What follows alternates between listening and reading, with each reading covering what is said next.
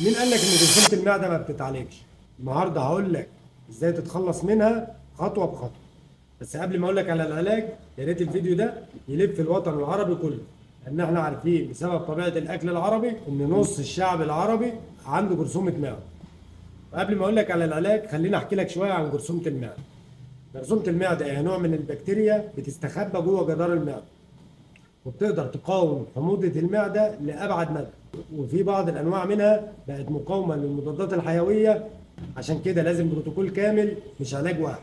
فلو حاسس بحرقان في المعده، لا الاكل بيريحك ولا الصيام بيريحك، انتفاخات وغازات ومغص في بطنك طول الوقت، وفقدان تام للشهيه وغثيان ورائحه فم مش طبيعيه، كل ده ممكن يكون اعراض جرثومه المعده.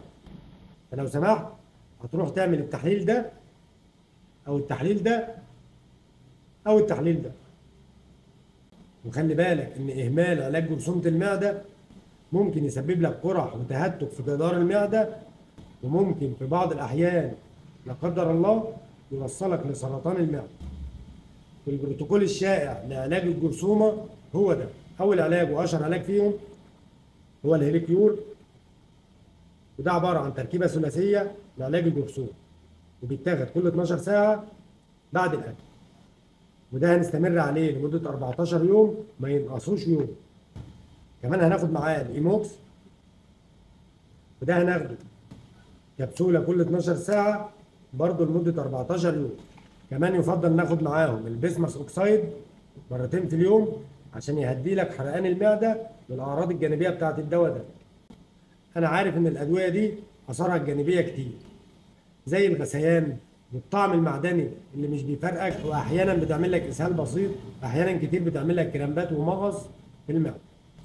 بس ما تقلقش خالص، بعد ما تبطل العلاج ده كل الاعراض دي هتختفي. فمعلش هنزق الدنيا مع بعض لحد ما نوصل لل 14 يوم، واوعى تفوت جرعه واحده بس. اما النصايح اللي اقدر اقولها لك في الحاله دي، انك تبعد عن الاكل الحار والاكل الدسم، وانك تقلل شرب القهوه والمشروبات الغازيه. كمان مش هناكل كميه كبيره مره واحده، وهنقسم الاكل لوجبات صغيره متكرره. وطبعا هنهتم باكل الزبادي والخضار والفواكه.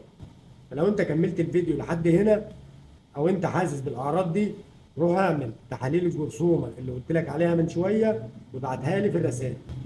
العلاج موجود وسهل، بس التزامك بالدواء لمده 14 يوم زي ما اتفقنا هو المفتاح للعلاج.